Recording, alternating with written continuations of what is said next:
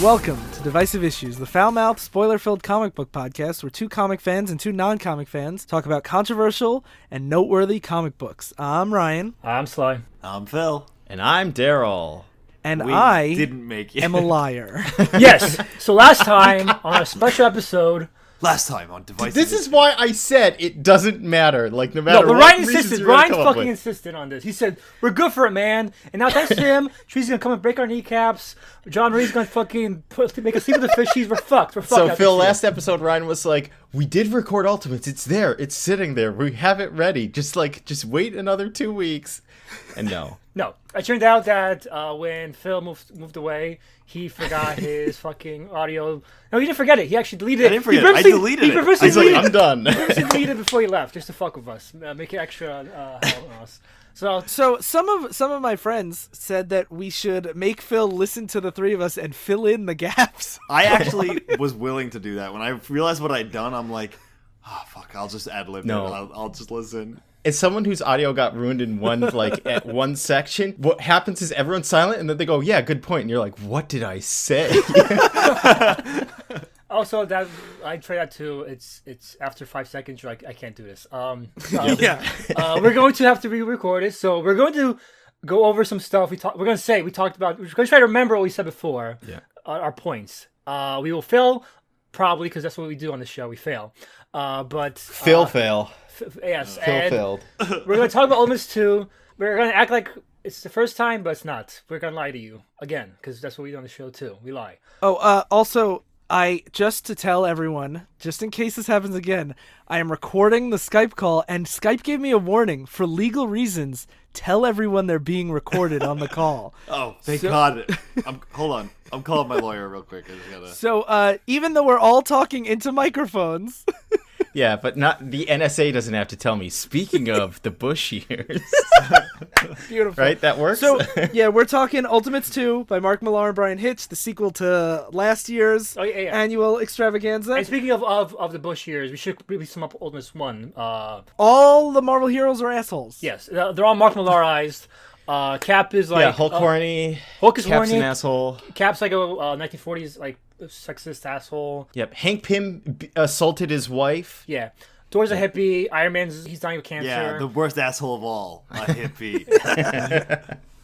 Black Widow is not much of a character. Quicksilver is not much of a character. Scarlet Witch is not much of a character. Hawkeye's not much of a character. Now we're getting to it. Yes. All right. So we remember from the first time that they made that team called the Ultimates, what will later be the Avengers in the movies, really. And Yes. the book opens up with Captain America dropping into Iraq. I Iraq? was like, yeah, why would he do that? I thought the Ultimates were only supposed to be used domestically. But basically, America starts using the Ultimates not domestically, which would obviously happen in real life.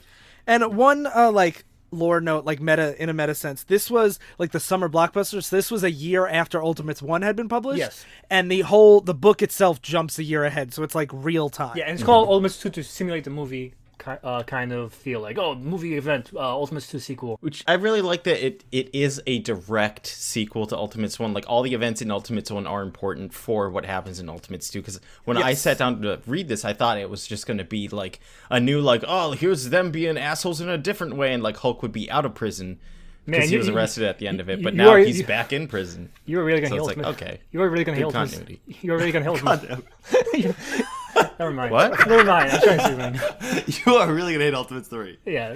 What was he saying? Can you hear me? What's he saying? Am I spinning? Yeah, we hear you. It's just you guys kept talking at the same time 6 times in a row. I thought Dad was going to take a break, but he just keeps talking. He just pauses and keeps talking. I'm like, okay, never mind.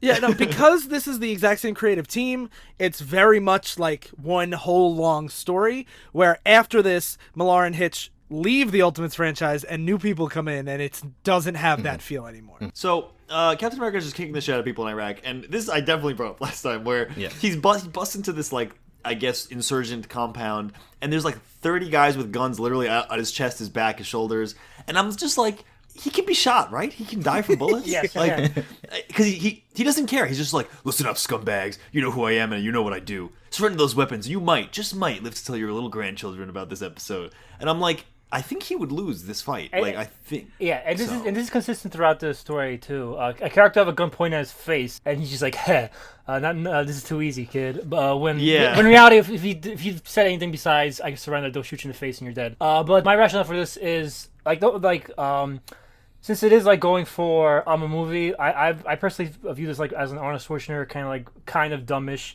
action blockbuster where characters act like badasses all the time. And you kind of have to suspend your belief on that a bit. Yeah, the universe explanation is that they're so like intimidating that everyone like Captain America just stares at these guys and shows them drop their guns, and he's like clever boys. So it's like I guess he would be so intimidating to fight that everyone would just be like, I'm done being a terrorist. Yeah, I don't see it as realistic as this would be if this was a live action movie. Yeah, absolutely. Yeah, okay, that's true. Because it happens immediately, like 5 panels later. He's walking with the Wasp, who is his girlfriend now. The Wasp, who was beaten by Ant-Man in the first Ultimates, and she and Cap are dating now, and they kind of have like throughout this whole series like this kind of like strained relationship where he's stuck in the past. He's like, all my friends are dead or old. All these movies today are like scampy women and cursing and violence. Yeah, I like that she brings up that he was like just smashing people's heads in and being violent, and it's like really, and women showing too much like cleavage is what gets to you. I really like that because that's it's always a funny thing about how like people from the 40s were like more like traditional. When they fought in World War II, they saw people die from mustard gas bombs and shit like that. So it's like kind of like they grow up, their lives are filled with violence. Yeah. And the other thing that frames this, aside from just Captain America, is we also have a scene where Tony Stark, Iron Man, is on the news with Larry King, and like he's being interviewed, and he talks about how like Thor is like maybe crazy and is having visions, and like they're definitely not part of the American military. They were just there to save hostages, and they are not acting on behalf of the American military.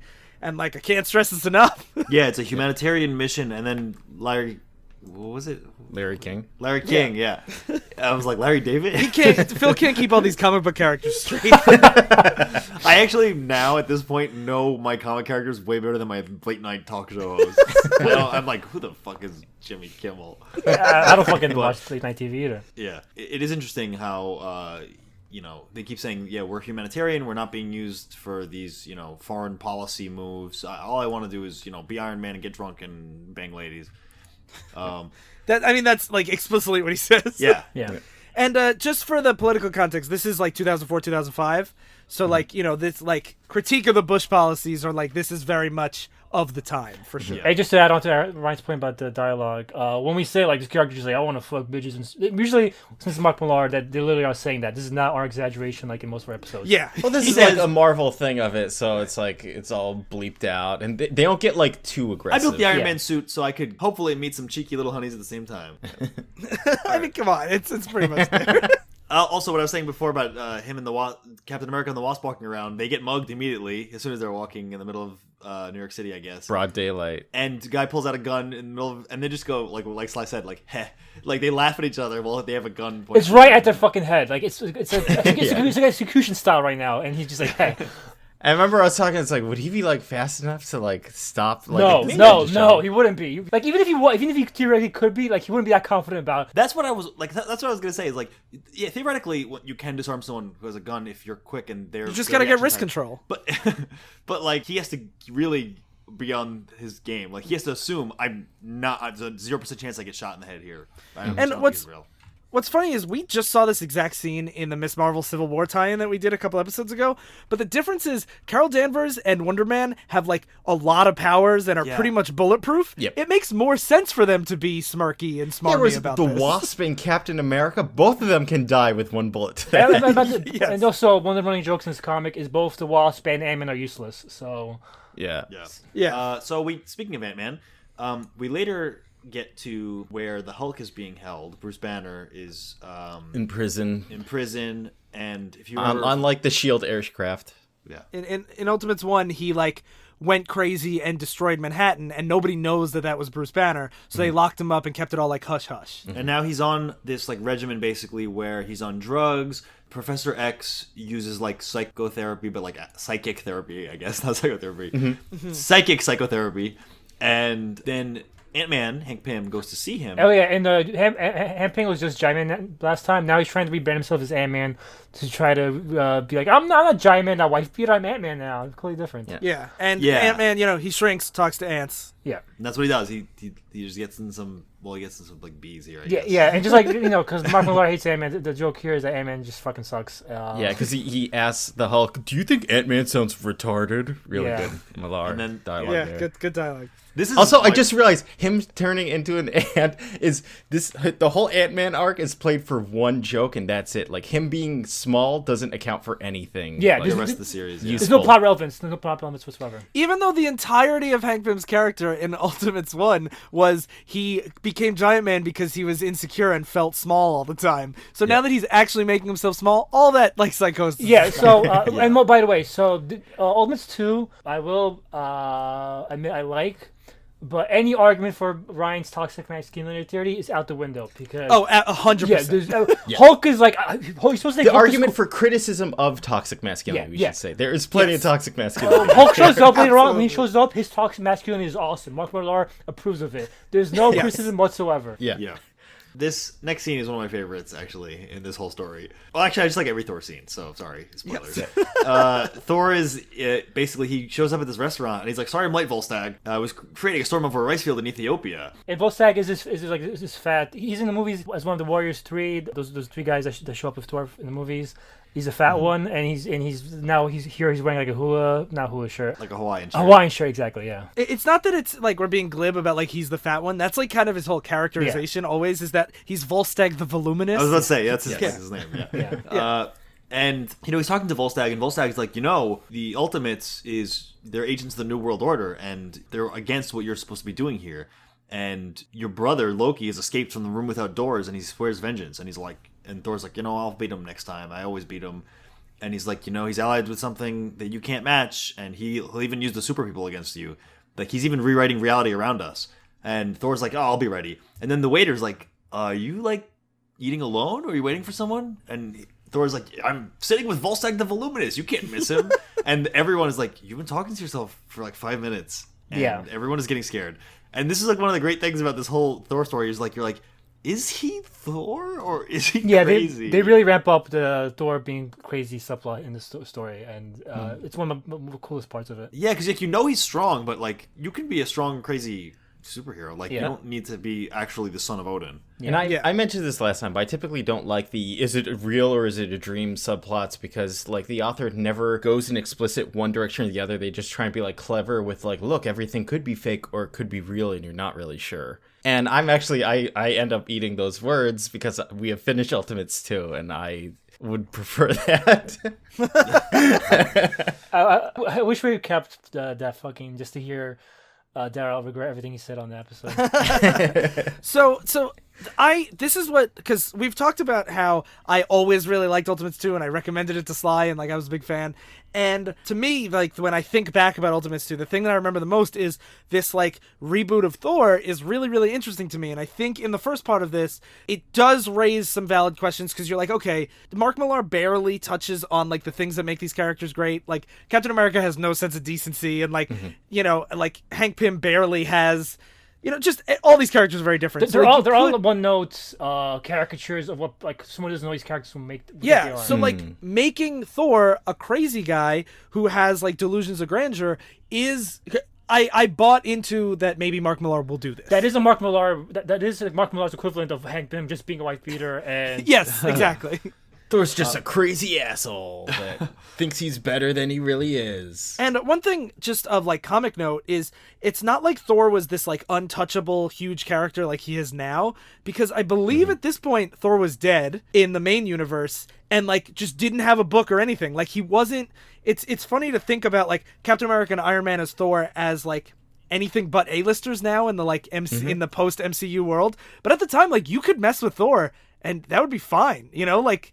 Like it's not like comics would be shaken to their core like if you kill like Batman or something. Yeah, that's one thing that's different between like having comic fans who read this at the time talk about it, because I remember when this book was out, and that's why I was always afraid this would replace the real Thor. But now it seems laughable that would be the case. But back then, these characters were disposable back then. Yeah.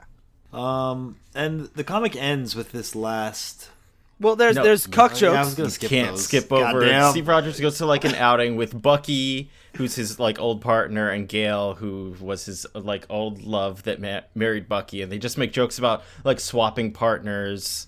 Yeah, so Bucky will cuck Cap, and Cap will cuck. It's one of those things where I think we said last time where it's like it could be like almost like innocent, just like playful Yeah, that's flirting what I kind of thought. between couples, but when you know who wrote it, you're just like, Yeah. I know what your fetish is. That is definitely a problem reading this entire story, actually, is that I can't get the knowledge that Mark Millar wrote this out of my mind, because Yeah. I actually would definitely see this as a kind of playful, innocent Yeah. joke. Yeah.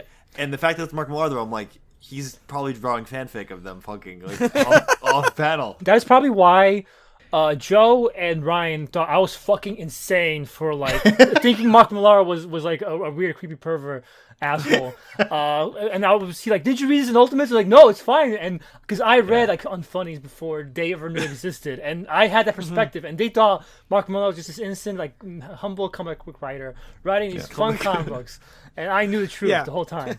Gil can have him, Bucky. Those two hooking up again just leaves it nice and open for me and you, huh? Says the wasp to this old man. And speaking of Mark Millar's writing sensibilities, here's another thing. Like every Mark Millar book I've ever read has this problem where it feels like it's like the first draft and he's done. One problem with this continuous problem, and we talked about this in the last episode. Mark Millar has the punchline, and then the scene goes on after that. And Yeah. like the end issue ends on the news. It's revealed that everyone finds out that the Hulk is like revealed to be Bruce Banner. So somebody leaked from Shield Yeah. that the Hulk is Bruce Banner, and Bruce Banner is still alive in the basement of Shield, and he wasn't just some monster that the Ultimates got together to fight. He was part of them. Yeah. All these characters start seeing this on the TV, and then like it should end. What Sly's saying is like it ends with this news reporter being like, "Oh my God, the Ultimates have to make an announcement shortly, but here's the President of the United States." The twist should be the punchline, but no. Then it goes on for one more page, full page splash page of Bruce Banner just saying, "Oh fuck," like that's it. Not only that, but it's like him halfway eating a sandwich, so it's like kind of funny, but it's weird that this is your cliffhanger. It's like food in his mouth as he goes, He's oh like shit. spitting it out. Yeah. Because Yeah, this you're is like, a good okay. this is a good twist and a good setup for the whole series, where it's like, what if the people, it's basically like the Pentagon Papers of the Marvel Universe, because you're like, oh, the people we trusted this whole time actually were the villains. Yeah. For this whole thing, and like thousands of people died in Manhattan because of these superheroes that we've now basically given like the keys to the country to. Like that's a good twist, but then it's like, oh fuck. Yeah. So issue 2 opens with Iron Man doing some undersea like excavating like the submarine, right? And then what happens is we have these other people, like superhero people, that are coming to help him there from the European. No, I super think soldiers. he's coming to Yeah. help them. The EU is struggling, and they ask for Iron Man to come help them. Basically, everyone has their own super soldiers now. So instead of just Captain America, now they have Captain Britain, Captain France, and Captain Spain now. Yeah. Which would make sense. You see Captain America and you're like, I need a captain of my nation. Yeah. Yeah. And classic Millar is we have this setup that I really like, and then just a bunch of shitty dialogue dumped on top of it. Because you have like Iron Man being like, "Who are you guys?" And representatives from the EU are on the submarine, or like, call like they're like the HQ people, and they're like, "Well, you don't have the proper clearance. These are our government secrets. So like, they're just superheroes, but we can't tell you more about that." And then we get from the American side of it, you get Jarvis, the butler, talking to Black Widow, who's dating Tony Stark, Iron Man now. And basically he's just like, Jarvis keeps like calling her like a slut, and that she's just like trying to steal all his money, and it's like really weird. Jarvis is a non-character in the first story. Yes. He is so like a prissy gay guy in this sequel. Yes. That I was convinced that he was Loki in disguise. I was absolutely, because as you're reading this, you're like, why is Jarvis here? And like, because there's another scene that shows up later where he's like at a meeting with a bunch of rich people and he's telling them stuff, and you're like, He's talking to like the Rockefellers, and he's like, yeah, and you're like, Yes. why would Millar be showing this if he wasn't? We know Loki's somewhere in here distorting reality, or like that's the premise if you don't believe in the dream Thor. So is he Loki, or is this just pointless character changing for no reason? We'll find out. Yeah, it's all red herring stuff. Spoilers. "What Master Tony sees in you, I'll never know, you slutty minx." Yeah, like, come Well, I'm afraid on. you'll just have to get used to me, old man, because I'm not going anywhere as long as I'm giving him the one thing that even you can't deliver. And I'm like, God damn. What's that, darling? Hungarian goulash? And we Come go on, from like with these quips. that Ugh. great scene to the Scarlet Witch and Quicksilver just in Venice on a gondola ride and talking like what Mark Millar assumes smart people talk like. Oh, I do declare, I can't wait to go to Louvre later. But I wanted ice cream after this, and I walked through the monastery of St. Lazarus where Byron wrote Don Juan. Like, as if they didn't talk about their plans earlier. She's like, no, but I wanted to let me explain the plans. Also, it's so heavy-handed that it's basically stated that Scarlet Witch and Quicksilver are an incestuous brother and sister couple. Mm-hmm. Yes. Just because, why not? Just because why not? If Thor's going to be a hippie, you might as well throw some incest in here, right? Oh, they're brother and sister, they must be fucking each other, says Mark Millar. Yeah. So then we have what's this shield meeting about again? I think it's just that Mark Millar doesn't understand any sort of like relationship that isn't sexual. So like everything's cucking, everything's fucking, even when they're like family. Yeah. So the shield meeting is basically them saying who the fuck leaked this information, and they're like, obviously it's Thor. Yeah, And Thor's on TV telling everyone that we're assholes. Like, of course it's Thor. Yeah, Thor is a hippie anti-activist, and he's so like prominent now as an anti-activist, anti-war activist. Like everyone's paying attention to him while he's on the news circuit, giving anti-Avengers Ultimate speeches, basically. Yeah, and then they talk about what to do with Bruce Banner, and they're like, the president wants him to be executed, a death sentence, because he killed 152 civilians. Yeah. So it's like, we gotta do that, and then we have 852 civilians. And his ex-fiance. Betty Ross, she's like, we gotta do it. Die. Yeah, and she was acting very cold this entire time, and like now it's like she's still acting cold. We had a whole thing on the stupid Lost episode about like why is she written like really cold, and it's like it's probably Mark Millar's writing, where it's like think about like a spurned ex-lover of the typical like nerdy male guy. And she's like, "Fucking kill him." Yeah, if I can be professional, okay? We have to kill him. It's just my husband. And the scene ends with Captain America. Captain America's like, "We gotta go fuck up Thor," and Nick Fury is like, "No, like don't. Just like we'll take care of it. Don't worry. We have an extensive file on him." Yeah. And Steve is like, "What? You think I look like the kind of guy that's gonna start a fight?" And then it cuts to Times Square. It's a full page spread of Times Square, and Captain America jumped out of a helicopter and is just like falling towards like this nightclub with no parachute or anything. He's just jumping out of a helicopter. Like, why would you do that? He did in the first scene, too, when he was, like, dropping Iraq. But that makes more sense because it's an airlift military strike. This is just a guy in Times Square. and not only that, but it's just that Millar loves just wasting, like, space where you could have exposition or more interesting thing where he's just like, look how cool this, like, one little scene is. It says something that Darryl's complaining about this because Darryl always says, less dialogue, more big splashy pages. Yeah, but, like, I want it to be, like, meaningful, not, like, cool, which we already had him dropping in Iraq, so you already know he's cool. And what does this page add? It's Steve saying, you think I'm going to be the one to start a fight? And then there's this drop page, and then the next is him walking into this club. That page is completely unnecessary. Yeah. Oh, it's cool. It's not necessary. So in this club, Thor's like the leader of this like club, like everyone loves. He's the leader Thor of the here. bunch. We know him well. It's so weird. There's like a rave. It's like a cult. It's like his own little mini Thor cult. Yes, but like they own the nightclub. Like there's like an EDM festival in here or something, and he is like their like leader. Like he tells them, "Hey, turn off the music," and they do. And so Captain America's just trying to pick a fight with him. And Thor's like, "Why would I do this? I can barely do my email. Never mind hack into classified Shield files." And he's the most vocal opponent of the death penalty. Why would he want a Banner to die? And Captain America's like, oh, just watch your step, Goldilocks. And as he goes to leave, we have, like, someone from the club just spits in his face. Then people start throwing their drinks on him. And that's for working with the thief in chief. Beer bath! Thor gets really upset. And he uses his hammer to summon the lightning round and shock everyone. And he says, idiots, you came to me because you wanted to be better. Now what are you doing? Acting like a bunch of frat boys. This is one of my favorite scenes in the book, where it's just like, it's just that cult of personality that like they're all flocking to Thor just because he's Thor, where he's like really trying to like change the paradigm of how we discuss like foreign policy, but they all just like want to hang out and get drunk with this cool hippie guy. Yeah. And like I really like that juxtaposition where he's like, no, like you guys are doing the same shit that you yell at everybody else for doing. Like, be better than that. Yep. Both sides are just as bad. and then Thor tells him, it's like, listen, my evil half-brother Loki is distorting reality and changing things so he could be doing this. And Captain America just says, Thor, please. Shut up. Literally. Yep. Yeah. And then Thor gives his pithy comment, you go to church every Sunday, Captain. What I've got to say is no stranger than that. Boom! Mark Millar. Nice jab. You know that when he wrote that, he just like came a little bit. And Professor X is helping Banner out before, like he's keeping him calm to make sure that the Hulk doesn't appear, and like they go through like some of his memories that have melded together. And it's like, you can use my like emergency psychic distress code if that monster gives you any trouble. And also, I don't know if we clarified this, but Bruce Banner has been hulking a long time, so he feels like he got out of control at this point.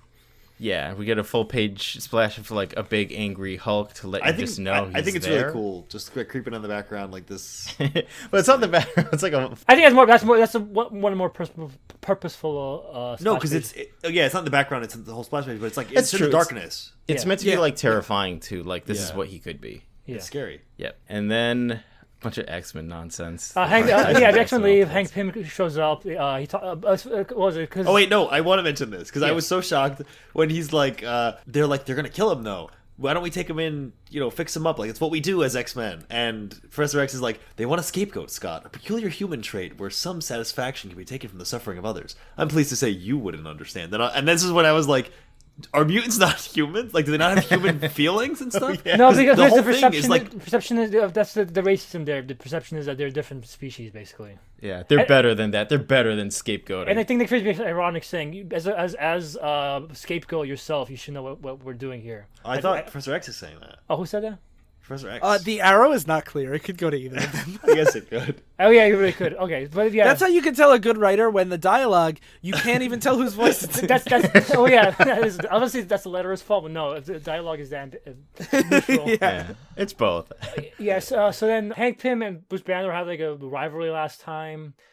Because they're both like trying to be big nerd Scientists. boys, and it ended up becoming little Nerd big boys. nerd boys, but it fucked up both their lives, and now they're like bros together after all this beefing they did in the last. Yeah, they're both the fuck ups. Yeah. Yeah, and Hank Pym's talking about how he knows he's about to get fired. He's not going to, they've already replaced him with a bunch of just like grunt giant men that like once they cracked his technology, so they don't need him around anymore.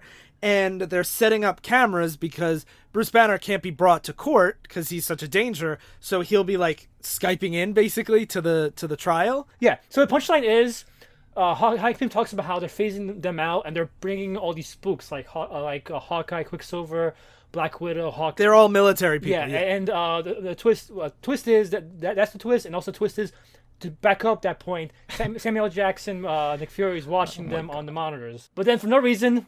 We have an extra splash page of Nick Fury's face just staring at the camera. Yeah, looking also, ominous. they're like, can you believe he's eavesdropping on them? They're setting up cameras. Like that's the whole point. Yeah. They're there. Yeah, it's really stupid. It's also weird because like I saw this and I didn't know what this was supposed to allude to. It's like, am I supposed to not trust him because he's cast in red and shadows, or that he's listening to them, or that he's realizing who they're phasing out and they're bringing in all these Black Ops people when he's a military man too? Like I just didn't know what Millar wanted me to feel by seeing Fury's face. I think that's the third one, but that's me trying to analyze it and giving him the benefit of the doubt. That's not a pointless page. Yeah. All right, so the next issue is the Trial of the Hulk. One I touch here is that Daredevil is the one representing the Hulk, and he actually gives a pretty good argument. Basically, the argument is not that the Hulk is innocent, but that because like they're trying to like clarify whether Bruce Banner was in the right state of mind or not. Like, is it like a drug addict? A drug addict should be held responsible for his actions even while he's on drugs. Yeah, the prosecutor's like, if you kill someone on crack, you are still responsible for killing someone. Like, then Matt Murdock's argument is this was not an illegal drug. This was a government-sponsored experiment that, like, not only is it not illegal, but the government, like, pretty much pressured him to do it, and, like, it's state-sponsored. So how can he be held guilty? The government should be held guilty. Mm-hmm. And I like to touch that he's not trying to argue that Bruce Banner should be freed. He's arguing that he should be allowed to be in prison forever so they can use his brain.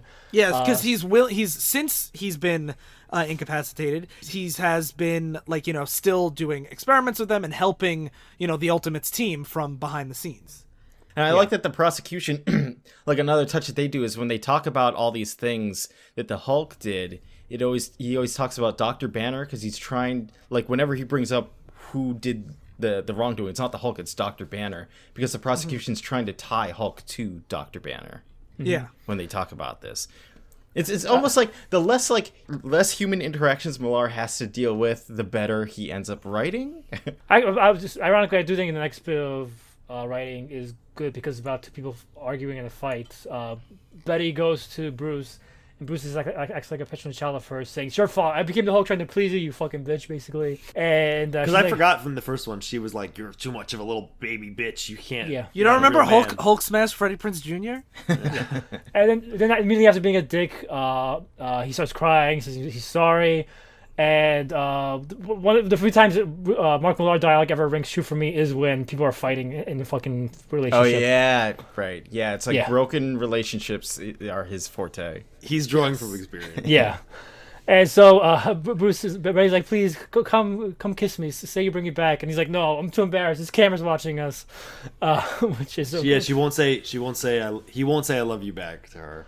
Yeah, because he's too embarrassed in front of the cameras. And I thought that was weird. I'm like, I don't buy into him being that like nerdy. That I don't know. Everything about Bruce Banner says he's pathetic enough to see something like that to me. Like he is a pathetic little. You're the reason he became Hulk, then, Sly. Fuck you. Making him feel small. It's my fault. Oh my god! And then we had more. I forgot about this. Just real quick, we have because Thor appears on TV and he's talking about how this trial's just smoke and mirrors to distract from the real atrocity, which is all the troops in the rogue states, and that their ultimates are going to be deployed in Syria and Iran. And Jarvis says, "Good Lord, what a marvelous physique," when he comments on him. I was like, this is definitely a red herring for me not to think that he's Loki. Also, Jarvis has met him before. Yeah, Loki's gay for his brother. Yeah, well, I thought that was like such a thing that you wouldn't think that he is Loki, because who would comment on their brother's physique? Just turns out it's just Jarvis appreciating a man's body. I was wrong. Darryl hasn't read enough fanfiction about movie Loki. And remember, last time we saw Jarvis, it immediately cut to the other incestuous couple of Scarlet Witch and Quicksilver. So it's all parallelism. Yeah. So then Millar's a genius. Yeah. So then the Fury goes to Bruce Banner and says, Matt Murdock did it. He got him to just give you life in prison. You didn't get the trial's over. You get life in prison. He said the team marched in and everyone, including Captain America, gave this rousing speech about your credibility and how important you were to the team and how you stopped the fact that invasion. The Hulk saved, even though he killed all those people, he literally saved the country from the aliens. So like. How could you kill the guy who did that, Yeah. Mm-hmm. So they say, "Here's some champagne to celebrate Bruce Banner." Everybody's like, "Yeah!" Then it turns out they drugged the wine, drugged the champagne. And this scene got me because I thought Matt Murdock's argument was convincing enough for a life sentence that I thought that maybe he did get off. But no, Big Fury just wanted to fake him out so he wouldn't Hulk out while they're trying to kill him. Yeah, because if they had to tell him, it's like, you're going to be executed, he might get mad. So instead, he passes out, and then they put him on an aircraft carrier? Fucking aircraft carrier. Shield helicarrier. Yeah, so Phil points out they're gonna blow up an entire fucking helicarrier just to kill this one guy. Like, not a waste of resources whatsoever. Yeah. Why not shoot him in the head? Yeah. I brought that up, and you guys were like, you don't know, because as soon as like the bullet touches his head, maybe he turns into the Hulk automatically. That's true. I guess like, you can't. But still, like, maybe what happens if you explode it and fire touches him? Would he not turn to the Hulk there? Like, it's all spoilers. That is what happens. You drop him on a nuclear test site. But anyway, it's extra dumb because the person in charge of the dosage to put him out was Hank Pym, the guy they told you're firing. Like, the whole time they're like, "Fuck you, Hank Pym, you piece of shit. We hate you. We're gonna fire you." And he's just like, "You're in charge. You're in charge of killing your best friend now. Your new best friend." And he's like, "Sure, I'll do it." Company, I think that like big corporations, when they fire someone, they literally have when they tell them you're fired, the security's there to escort them already. You don't want. You can't once someone is fired, you don't know what the fuck they're gonna do. Yeah, you know what? This is why S.H.I.E.L.D. got infiltrated so easily. I mean, really, they're like, "You're fired. Also, we're gonna need you to do a very vital task before you don't let the door hit you on the way out. Knock the Hulk out." Yeah, you need to knock the Hulk out. And then before the bomb goes off, his eyes open and it shows that they're green. But then the explosion goes off, so you don't know what happened. And in the background is a narration of Captain America reading a eulogy that Banner wrote himself because like no one was gonna write one for him. I think that's a nice touch with this Banner that like everyone already presumed was dead and everything. That the funeral itself is mostly empty. There's just a couple people there, and like he has to give Captain America has to give a eulogy that Banner wrote himself. No one cares enough to write one, and I just think that that's like just sad. Like, but it's supposed to be. Like, I actually felt genuine emotion from this. That's true. I felt sad too seeing Tony Stark before they blow him up. He's like, this is obscene. He's just like laying here like a bag of bones, and he like puts the rosary in his hand, and he's like, and people wonder why I drink. Yeah, that was a nice touch. And the issue ends. Hank Pym going back to his crummy apartment that he has now. He's a fucking unemployed asshole. And he's checking his messages, and the first message is from S.H.I.E.L.D. saying, hey, you had a bunch of designs, like, for Ultron stuff, whatever that is, and, like, you have to bring those back. You can't just take a bunch of shit, like, exactly what Phil was talking about, how, like, they gave him a chance to just take all his files. Like, what kind of fucking operational security? S.H.I.E.L.D. deserves to fucking get destroyed. And then he gets another call somebody just saying thank you, and it's from Bruce Banner, and it's a classic scene of Bruce Banner putting on the cap and blending into the crowd in like some random country in the Middle East or something, or South America. Sorry, South America, and that ends the Trial of the Hulk, issue 3. Yes. So issue 4 starts with another like media montage of all the Ultimates. Now that the Hulk's dead, they're just all like being heroes. They're saving like just a regular city street, but then also they're doing some like bigger things like suicide bombers, and you have the Wasp talking about like on like The View talking about her relationship with Captain America, and we see Hank Pym still building robots. And then this is the scene that you guys were talking about of Jarvis talking to like all the Rockefellers, and like he's just talking about like all Ultimates insider gossip. And he says that Tony Stark and Black Widow are in love. And Tony has given Black Widow her own Iron Man armor, and it's just like black Iron Man armor. And and they're flying. She's War Machine now. Yes, yeah, basically.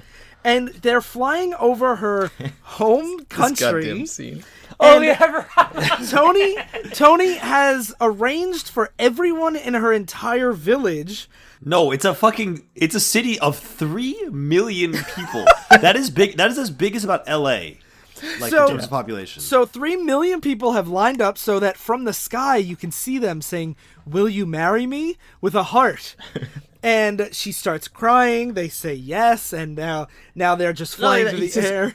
She says, "Are those people?" And she sees like the "Will you marry me?" And she says, 3 million of them, sweetie. The entire population of your old home city. You wouldn't believe how long it took to organize them like this, or how many labor laws I had to break. Still, $100 a head and a warm cup of coffee. And it's amazing how long these guys can stand around in the snow.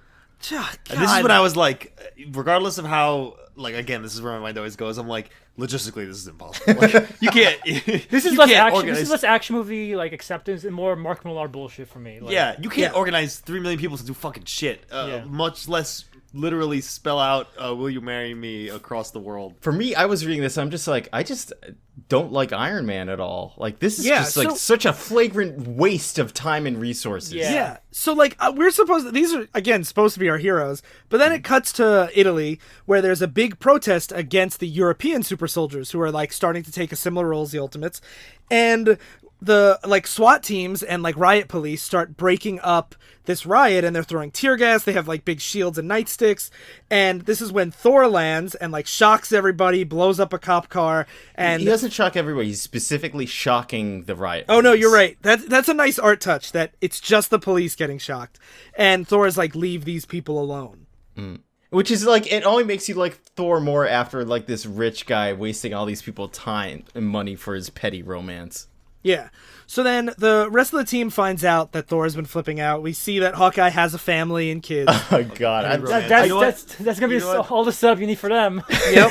Darryl, one day you're gonna be like doing something really over the top romantically, and I'm gonna be like, fucking petty waste of fucking time.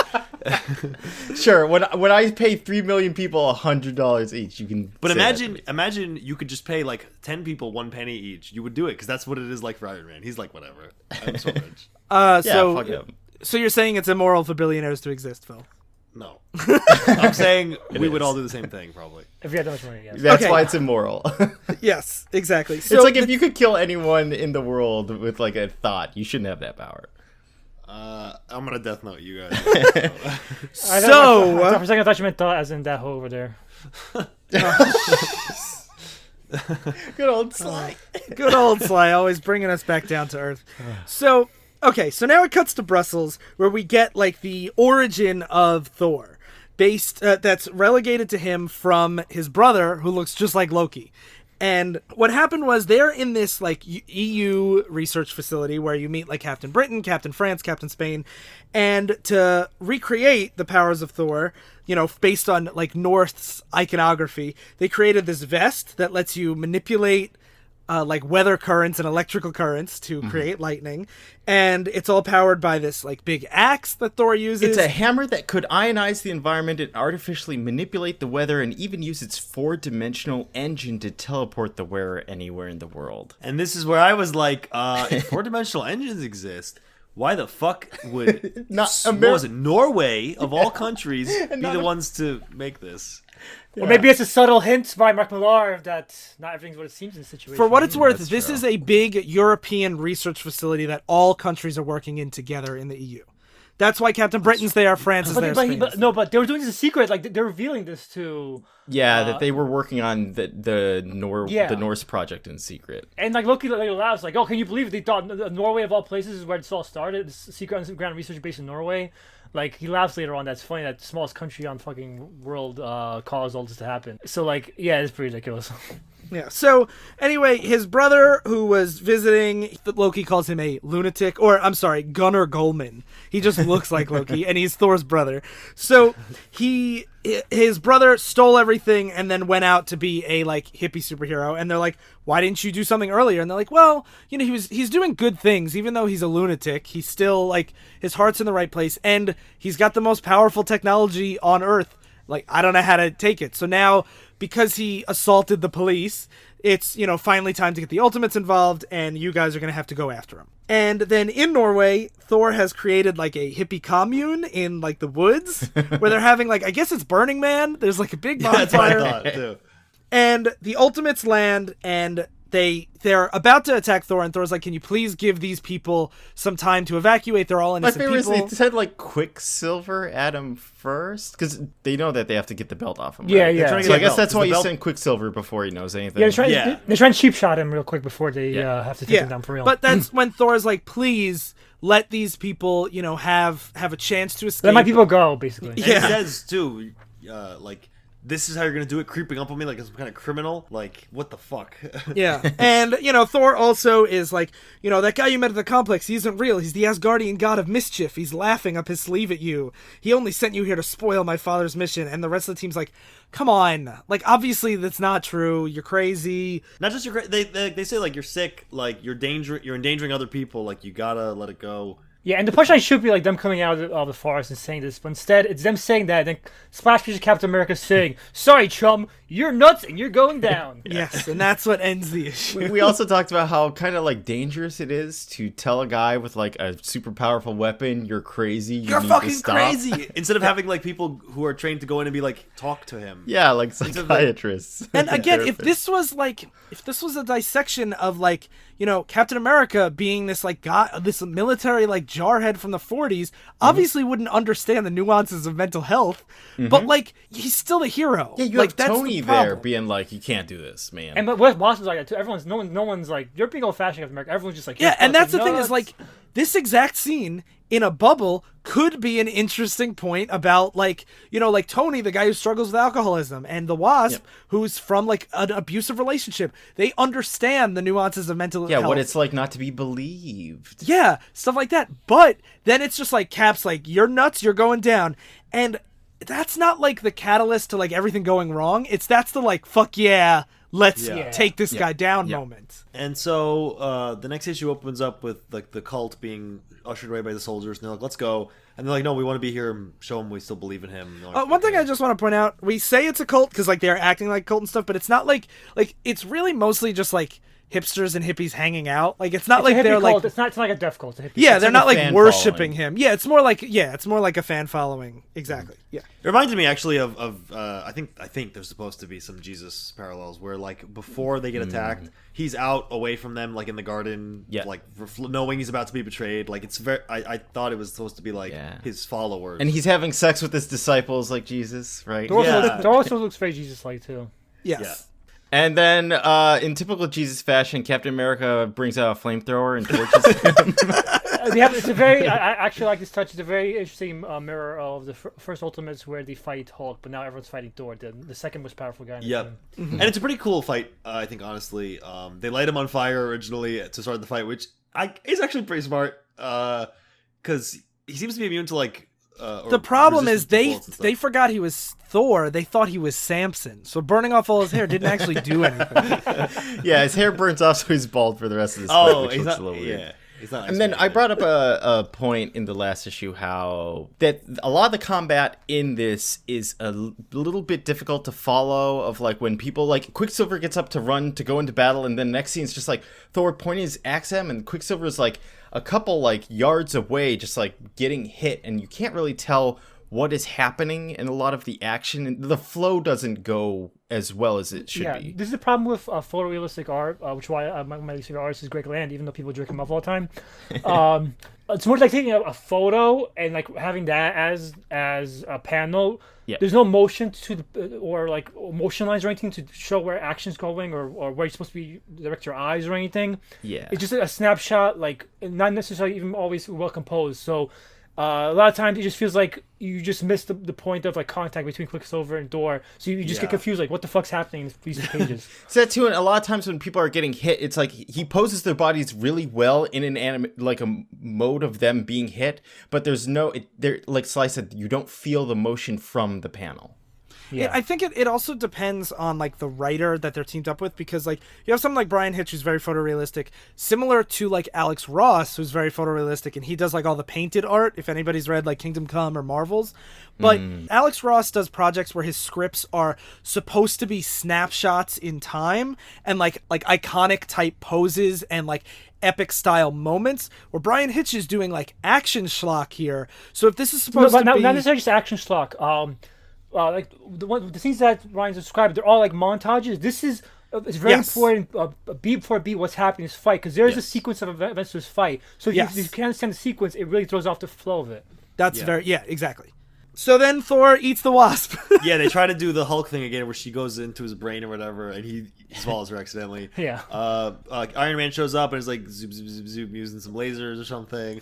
Using like sound weapons against him. Yeah, and he's like, "They're trying to silence the conscience of the team, Tony." And he's like, "What? So they can use us in the Middle East?" Yeah, right. You're crazy. And I'm like, they literally are. But okay. Yeah, they're really hammering home how like ignorant Tony is of this. And Thor just says sorry and smashes Iron Man. And Thor's just kicking everyone's ass, honestly. Like, he's just, like, destroying them. One thing I do want to say about the Iron Man as, like, being a puppet of the military that I do find interesting, I don't necessarily know if this is intentional, but, like, in the main universe, Iron Man was a military contractor who realized his weapons were being used by terrorists and turned his life around. Here, he didn't have that trauma. He got sick, so he's never had to face the military-industrial complex like he does in, let's say, Iron Man 1.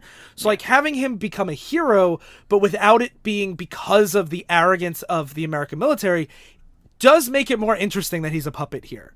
Yeah. It also a lot of this issue feels like it's framed for the Avengers to become more heroic. Like, because a lot of this is about how the military is fucking them over. But then it cuts to Black Widow. Great scene. She's beating him up, and Captain America asks Tony in the background, "Natasha, this violent back home, Tony? Only want to ask her nicely." And she's stepping on his neck saying, "Hippie scum. You know what I hate about you people? You know what drives me up the wall? You grew up here, and then with everything, and then you bite the hand that feeds you. You and your filthy friends back there. Who pays for your welfare checks?" And also, we just learned that Thor's from Norway, so he didn't grow up here taking welfare checks, but whatever. Yeah, and also Thor hits her, and she's like, "The baby, what have you done to my baby?" And Thor's like, "What? I was 3 months pregnant, you idiot. Tony, I hadn't told anyone yet." And Thor's like, "Oh my god." She's like, "Suck her." She shots him. It's so they're all holding him down, all the captains, and Captain Britain, Captain Spain, all the Iron Man shows Captain, up. my Captain. Literally everyone's just piling on him, and then it's Thanos in Avengers movie. Yeah. And then he's getting mad. He's calling them traitors. He starts summoning like a lightning cloud and a storm brewing, and strikes them with lightning. Yeah, he smashes them, and he's like, "All right, fuck all y'all." And then as he flies up into the air, it starts just lightninging everything. Scarlet Witch goes to Quicksilver again, saying, "Can you try again?" And Quicksilver's like, "No, am I crazy?" And she's like, "You know, you heard me, Quicksilver." He almost broke my nose. Yeah, and then that gives Quicksilver motivation to finally steal Thor's belt and succeed. Jumps in the air, jumps off some trees, whops the belt off, and immediately... Yeah. And he's quippy. As he's in midair with the belt, he goes, "Quicksilver to anyone, catch." And that guy flies by and goes, "Caught." And then Thor goes, "Father!" And he falls out of the fucking sky, bounces off the ground. And pukes out the wasp. Yeah. And then she throws up, which is very good. And then Hawkeye shows up and's like, "Now that this guy's unarmed and powerless, let me kill him, Cap. He Give says, me the let's order." give him some instant ventilation. And Cap's like, "You don't have to do that. Like, you can stay out he's of Hawkeye. done. Like, you can move out of the way." And then this is actually a full-page spread that I really like, where it's Thor just, like, sitting in the rain crying, like, next to his, like, in the Bald. mud, next to the hammer. Useless Mjolnir. Yeah, and it's like it. I always draw the parallel to in the first Thor movie when he can't pick up the hammer and he's just sitting in the rain, like feeling like his father has forsaken him.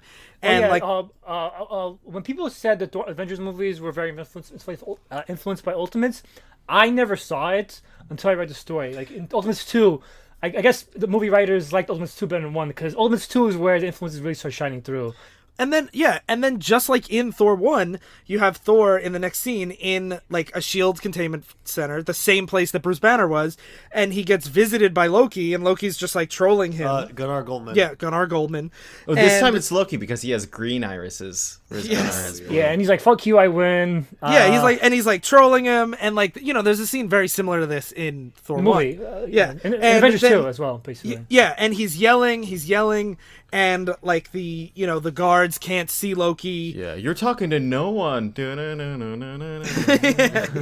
And he reveals that there's a traitor on the team that's not Loki, so he wasn't the one that leaked. Yeah, he's like, "By the way, Wolf in the Den." All right. Yeah. So I was like, Jarvis. Wait, Jarvis is Loki. And it ends with Tony being like, "Thank God Thor's off the team." Like, he was crazy saying we're going to go to Syria or the Middle East, right? Nick Fury's like, "Speaking of Middle East, I got a mission for you guys." Yeah, something's come up in the Middle East. Yeah, this is just a coincidence, I promise. This is also the first time that it actually ends on the punchline. Ends with Nick Fury saying, "You got to go to the Middle East." So congratulations, Mark Millar. I don't see why this has to be a full page, but it is. So I think we can all agree, like, the political intrigue of like the Avengers being used as weapons is what makes Ultimates 2 its most interesting. Yes, I agree. That's what I like it overall. Yeah, and it's really neat. I like that Millar leaned into it way more than with Ultimates 1, where it, like I wasn't getting that same feeling where it's like, should you have a superhero team up like that's this powerful and it's being used as a cudgel of the American military. And then we get issue 6, which is The Defenders. Basically Hank Pym. This whole issue is that he joins this like really shitty squad of not superheroes that all they are is they're like C-listers of the Marvel universe. That are just telling me Son of Satan is not a Hellstorm is awesome. Fuck you guys, but it doesn't really matter. Because But you can't argue he's not a C-lister. I know, but keep in mind, Luke Cage is on this team. Like a fucking TV show makes all the difference for all these characters. Yeah. Like I agree with you. This is why she like this annoys me because Mark Millar was like, Luke Cage is a nobody right now as I'm writing this, so he'll always be a nobody, so I can make fun of him. So Luke Cage and Valkyrie are both part of the Defenders, and they're all loser team heroes. Yeah, you have Valkyrie, you have Hellcat. Yeah, but I think these could be different versions of these characters. Because Valkyrie says, try to imagine Thor without weather powers. Magic hammer? No. Can you fly? No. Keep in mind, this is when I thought this could replace the mainstream version of the characters. So there was a concern for me that this Valkyrie, who is just a model wearing sexy Valkyrie costume. Okay, costume is a little bit of an overstatement, I think. It's literal bikini armor. Like, she has on a thong where you can see her entire butt, like, exposed if she turns around. They make sure to pose her that way. Yeah. Yes. So she has no powers or anything. She's just a sexy woman. Yes. And so can you imagine, like, people bitch about the Marvel movies now. Valkyrie became so late. Imagine if Valkyrie shows up in Thor 3, and this is her. She has no powers. She's just sexy. Shows off her ass. That's what she does. She bends over and shows off her ass. And then Hank Pym says, "I can introduce you to Spider-Man and the X-Men," and then he bangs her. Yeah, and the joke is Ant-Man can shrink. Everyone's like, the reader's supposed to be like, "Wow, what a fucking useless power!" But he's the first person on the team to actually have powers. So like, wow, so cool. But I think that's an interesting. Yeah, so all he does is he shrinks. He shrinks down really small. And they're like, "Wow, that's amazing!" And then he sleeps with Valkyrie. And now, one thing I would need to point out. Go ahead. Is that I was hoping you would. Is that Ant-Man shrinks in this, and he's naked because his clothes don't shrink with him. This is a theme we've seen many times. Just like when he grows large. Yes. Now he sleeps with her, and then he shrinks and stands on the windowsill. And we can see he's shrunken because a beer bottle is bigger than him. Yes, and he's looking out over the city, and he's like, I'm using her just as much as she's using me. Like, it's fine, even though she's like, what is she, 19? Yeah, she's 19, but it's fine. So what if I said I'd introduce her to everybody? Don't worry about it. But then he's shrinking, and we see him in these tiny little boxer shorts. Does that mean he brought tiny little boxers and had them next to his bed? That reveal is only for one joke in this comic, by the way, too, because later on they break that rule anyway, too. Well, no, he was naked in Ultimates 1 when he grew big. I know, but later on, another character grows up, and then they didn't fucking put on new clothes. They're wearing the same clothes. That's true. So then we get this scene, man.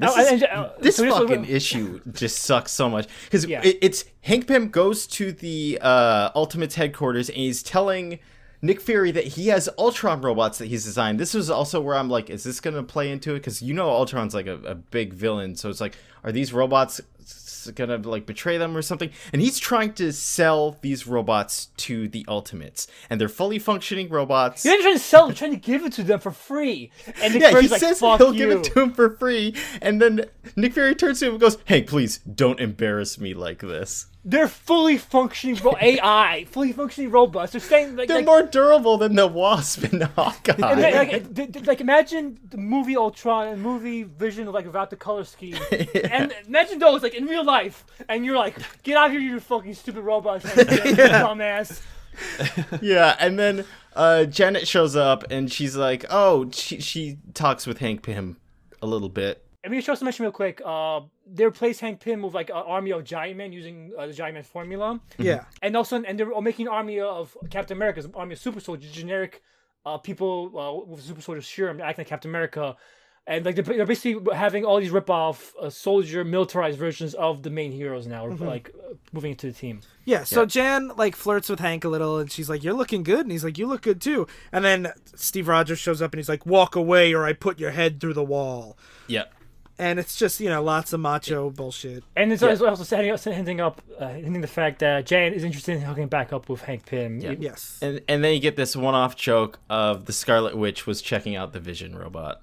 Yeah, this was not really a joke to set up the fact that she's going to bone him like she does in the movies. And then you get more. The weirdest thing about this issue is this issue almost has no bearing on the plot at all. It doesn't at all. You could cut this entire It's just show. shitting on the Defenders because it's like Hank Pym goes to hang out with them, and then who's the big guy with the ponytail? The Black Knight. He looks like a comic book guy from The Simpsons. The only thing that matters is that the only thing I wanted to bring up here, I should say, not that the only thing that matters, is that the Defenders are trying to basically show that they're useful by doing a cigarette bust or something. Well, first they're trying to save this burning building, but they get stuck on the bus, so Iron Man goes and saves everybody first. So don't worry, we'll do something good. We're going to bust up this big cigarette heist in this abandoned factory. We should really quickly mention, the whole point of this issue is basically just poking fun of those real life superheroes, the ones you see on documentaries that are just losers who take the bus and feed pigeons on the street or something like that. I'm a real superhero, basically. Mark Millar also wrote Kick-Ass though, so fuck him.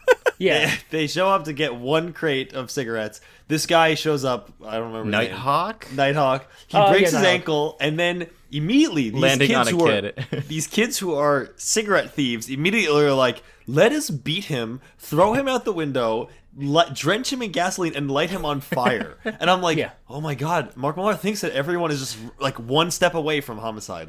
Everyone is just ready to murder someone else. Yeah, so and then everyone's like, "We gotta go help Nighthawk," and Ant-Man's like, "Oh, some of the ants," and he's like, "There's not enough ants." Shit. This is the best. There's 40 ants.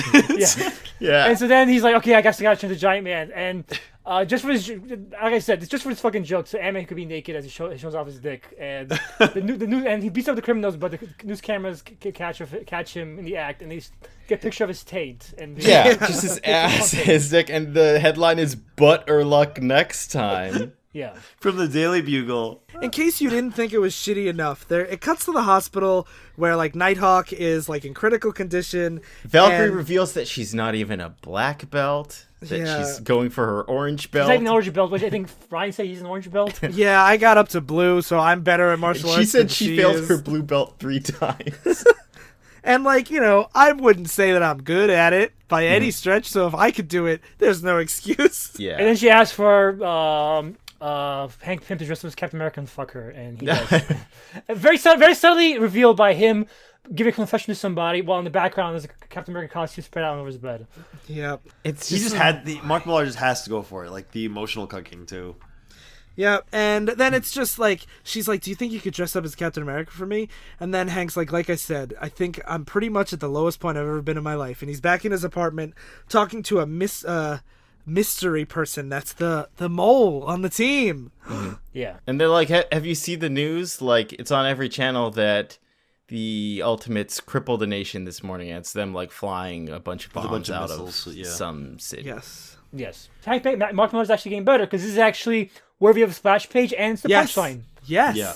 It's also, this issue was just so bizarre because it was like Mark Millar like shitting on just like superheroes, but it's like, for what reason other than to be like, aren't superheroes like dumb? Like, he needed to get out like one issue worth of just like bashing dumb costumed heroes. And why the Defenders, like, how about the Defenders are loser heroes? Like, there are loser heroes in Marvel. You don't have these fucking Defenders and making the jokes. Yeah. It reminds me of just like his modus operandi is just like to be as edgelord as possible. And what's like, I bet he argued with his editor. He really wanted to get away with one issue of just showing this team, like this guy get lit on fire and beat up by teenagers. He probably really hates Nighthawk, like fucking banger it off.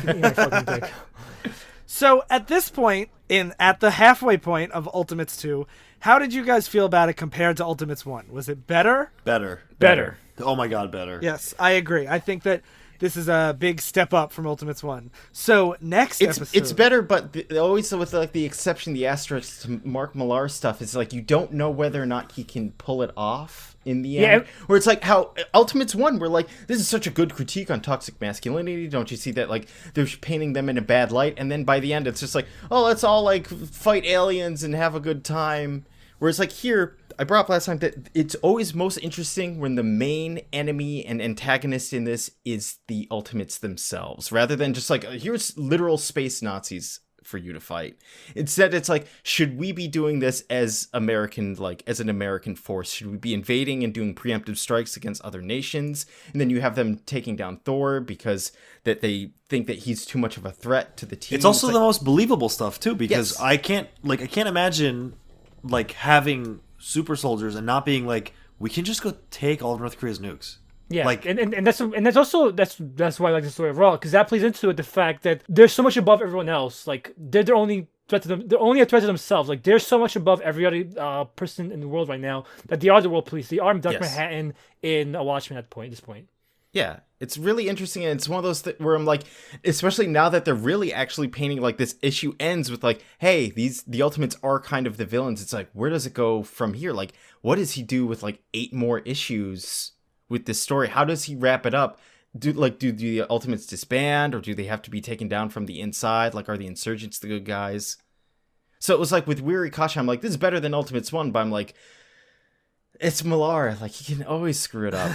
Well, like, I felt very good halfway through Ultimates 1, and I ate those words. Yes. So you'll have to tune in 2 weeks when we wrap it up with Grand Theft America. Ultimates 2 Part 2. Would you guys read more? JK, we did. You have to. Yeah, we already did. Too late. We have to. No take backs. You can't wipe your mind. So, one thing I would like to say is, while you wait for us to finish Ultimates, it's a new month, so you should head over to the Patreon. There's a whole bunch of new episodes, and we actually don't have a new episode out like this week because we released our March episode a couple weeks early with the Heroes in Crisis stuff. But I would like to thank 3 new Patreon backers that we have. Yes. 3. The Warriors 3. Yes. So in the role of Volstagg the Voluminous. Don't do this. just stop the joke. I know. So I would like to thank Will Laporte, which I was very surprised considering that Will's girlfriend Elle has a show on the network, but I'm glad that we got to do the shout out. So screw you, Short, Colorful, and Loud. We win Will's heart forever. I mean, let's not have Will rescind his payment. He is Volstagg the Voluminous because his love is so voluminous. Yes. Then I also want to thank Megan for backing us. I know she had been saying she was going to for quite a while, and then I guess I'll finally get around to it, so thank you very much. And then, Darryl, would you like to do the final thank you? Big thank you to my mom. Yes. Yeah, Mama Stefan. Yes. I think we mentioned on the last episode that she was a supporter. But now it's she should be official. thanked every week. Yeah, she's official. And I get to hear about our own show from her. And she really likes. She first really liked Sly, but then now she hates me. We had one issue where my sister appeared and Sly made fun of her. So now she's gonna kill Sly. I'm surprised. Nothing I said to you affected her opinion before. Yeah, you'd think, right? Daryl's obviously the least favorite sibling. She also appreciates how much that Phil sets Sly off, like how easy that is for Phil to do. I've been training for this my whole life. Yeah, you learn pretty quickly when you were on there. And so speaking of Patreon, real quick, we started a new initiative on Patreon. We're trying to do more viewer requests. Listener requests. Damn it! God, I'll never get it right. I mean, canonically, they are our viewers. That's true. What That's we decided. All right, so listener request, whatever. Requests from people who support the show. Supporter requests. God damn it, whatever. Supporter requests. So we're going to we're going to take the top choices from our audience. Email us what you want us to cover. We're going to take the top choices. We're going to have polls on our Discord and our Facebook group. And we're going to tally up the votes, and we're going to do episodes based on what you guys want us to do. We already surveyed the Patreon supporters early, but now we're going to get some input from the general audience. Email us at divisiveissues@gmail.com, one word. Let us know what you want us to cover, and then vote on either the Facebook group or the Discord, and we will hopefully do the comic we want us to do sometime soon. So one thing I do want to just say that we do have a Patreon request already from John Marie, and it's good. So we should, everyone else should get in on that. But he takes priority because he gave us money. Yeah, fuck you. That's what. Fuck capitalism. Give me money though. Our policy is dead. Now we're capitalist comic books selling to the masses. We're Stanley now. My favorite is if you listen to our Patreon episodes, we're like, we have your money now. Too bad. The one thing I want to point out in the email is he does talk about how on our Patreon we talk a lot about Jimmy Olsen, and Matt Fraction, one of the premier comic book writers right now, is relaunching a Jimmy Olsen book very soon. So he's very excited for us to eventually get to that. So yeah, go to flyingmachine.network, and you'll have links to the Patreon there with all the other shows, like I mentioned, Short, Colorful, and Loud. And you should check out everything, especially them. They just did an episode on Balto that was very, very good, and all their episodes are great. So you should listen to that and all the other shows at flyingmachine.network. Oh, I also, I mention it once a month. I did a 2-part music column this month on Say Anything, on comparing their albums Is a Real Boy and Oliver Appropriate, and everyone should read those, also at flyingmachine.network. So, yeah, do you guys have anything you want to mention? Oh, Sly, your YouTube series is done, right? Oh, yeah. If you go look up Divisive Issues on YouTube, you'll find our history of Captain Marvels. I took all the research we did for the Captain Marvels podcast episodes, and I did a video series with Darryl and Ryan narrating on the history of each of the Captain Marvels. Not just the ones we covered, but also Shazam, the random ones that happened between Shazam and the Marvel Captain Marvels, and all the ones, the Marvel Captain Marvels we didn't cover, and also the other stuff we covered already. So yes. So check that out on YouTube, and I will make sure to put links to that in the show notes as well. Cool. So thank you guys for listening to Divisive Issues. I've been shrinking down so I could fit into my tiny, tiny undies. I've been destroyed of a thought. I can't remember what I was. Can't remember what I was. What am I? Who am I? And I've been paying 10 people 1 penny each to beat the shit out of Phil. Stay in continuity.